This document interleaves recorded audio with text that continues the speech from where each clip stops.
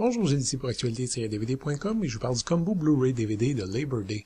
Le film de Jason Reitman est distribué par Paramount et met en vedette Kate Winslet, Josh Brolin et Gatlin Griffith. Sorti en magasin le 29 avril 2014.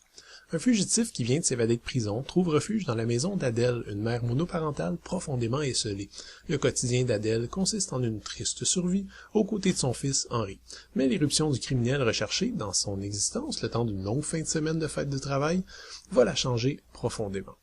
Entre vous et moi, je suis pas un grand fan de l'œuvre de Jason Reitman jusqu'à présent. Fils de l'illustre Ivan Reitman, un des artisans qui a aidé à façonner le paysage culturel populaire de toute une génération avec des films comme Meatballs, Ghostbusters ou Un flic à la maternelle, le fiston s'est davantage intéressé à la critique sociale gentille. Son premier film, Thank You for Smoking, prenait des faux airs de films méchants, une petite fable cynique, dont les meilleures envolées cruelles avaient totalement disparu de ses deux films suivants, Juno et Up in the Air. Labor Day lui permet d'essayer quelque chose de totalement différent. Et c'est tant mieux. Fini la satire affectueuse de la société américaine, on est en présence d'un film à prendre totalement au premier degré, ce qui paraît presque rafraîchissant.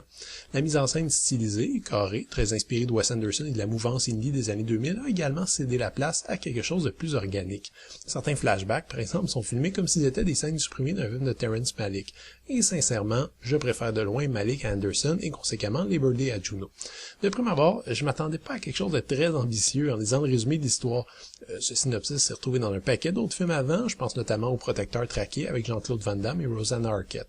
Rien de très original dans la prémisse, je pensais même qu'il s'agissait d'un simple film de commande pour Reitman entre deux projets plus personnels. Enfin, c'est peut-être le cas, mais je dois admettre que le jeune réalisateur donne quand même vraiment tout ce qu'il a pour faire en sorte que Labor Day soit autre chose qu'une bluette sentimentale simpliste. Il vise très haut en proposant une œuvre qui se situe à mi-chemin entre suspense et film à l'eau de rose, un mélange qui serait assez standard si l'élément suspense ne provenait pas directement d'un des deux tourtereaux principaux. En somme, c'est comme si Barbara Cartland avait réécrit le scénario de A History of Violence de David Cronenberg. En bref, ça déstabilise un brin. Le très gros problème qu'on retrouve toutefois, une fois qu'on a compris ce principe, c'est que le trailer demeure dénué de tout fondement et de tout élément de surprise. Le ton oscille entre romance lumineuse et suspense psychologique étouffant, sauf que le scénario est téléphoné de bout en bout. Il n'y a pas un seul rebondissement qu'on n'a pas vu venir depuis les premières minutes du métrage, et même certains développements semblent volontairement évacuer du moindre punch. On regarde le récit passer devant nos yeux, et c'est tout.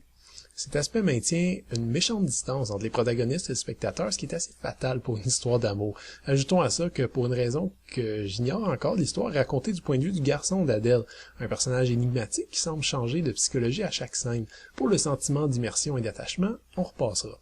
C'est somme toute dommage parce que les performances restent fortes globalement et la photographie magnifique. La musique de Rolf Kent ajoute une touche surréelle, une ambiance à la Twin Peaks. Malheureusement, tous les efforts de l'équipe demeurent vains à mon avis, emportés par les problèmes d'un scénario drôlement conçu et qui finit par couler sous les invraisemblances et les agissements illogiques d'un fugitif qui est tout sauf discret.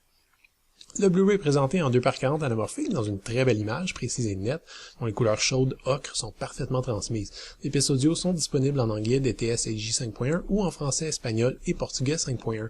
Les sous-titres sont offerts dans ces langues également.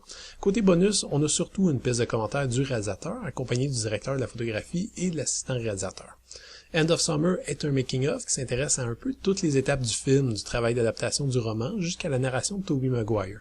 Ça dure un peu moins qu'une demi-heure, mais ça se regarde avec quand même un certain intérêt.